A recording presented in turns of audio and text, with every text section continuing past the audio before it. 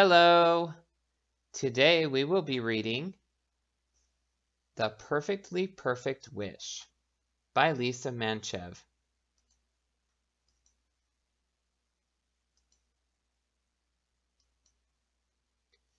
Waiting for the school bus, I find something in the grass. At first I think it's a marble, or a penny, or a four-leaf clover.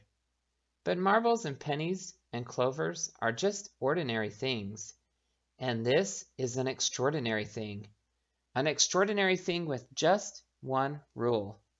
No wishing for more wishes. Which means this is exactly one wish. No more, no less. I found a wish in the grass, I tell Susan, the bus driver. Just one, she asks, closing the door with a clang. Just the one, I answer. Think hard then, she says. It will need to be a perfectly perfect wish. I put the wish in my pocket and wonder what my perfectly perfect wish should be. I am still wondering as I sit down next to Eliza.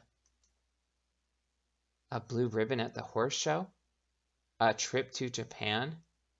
Real ballerina point shoes? So many choices, but only one wish. What would you wish for if you had a perfectly perfect wish? I ask Eliza. She knows right away. Whenever I see a shooting star, I close my eyes and wish for a puppy. I nod because a puppy is always fun, but we already have 2 dogs and a cat. What would you wish for if you had a perfectly perfect wish? I asked Mrs. Shue. She thinks about it for a moment. When I pick dandelions and blow all the seeds away, I wish for a little house for me and my family. I nod because my family has a very nice house. I even have my own room with bunk beds for sleepovers. What would you wish for if you had a perfectly perfect wish? I asked Mark in the lunch line. When I blow out my birthday candles, I wish my daddy would come home safe, he says. I nod because I don't have to worry a big worry like that. My daddy is a dentist. He goes to work in the morning and comes back every night. While I eat my lunch, I think about winning a blue ribbon at the horse show. While I run on the playground, I think about a trip to Japan. Getting on the bus to go home, I think about real ballerina point shoes. I want real ballerina point shoes, but Miss Bartholomew says not until I am 10 when my toes are strong enough. I want to go to Japan, but I could save up for it. I want a blue ribbon at the horse show, but not just because I wished for it. It's harder than I thought it would be to think of a perfectly perfect wish.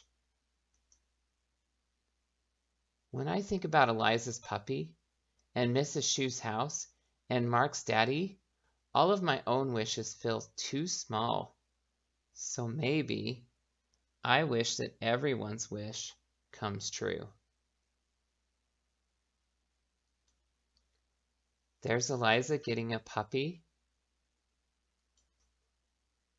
There's Mrs. Shue moving into her new house.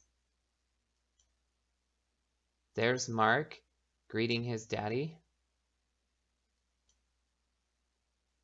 I finally found my perfectly perfect wish. The end.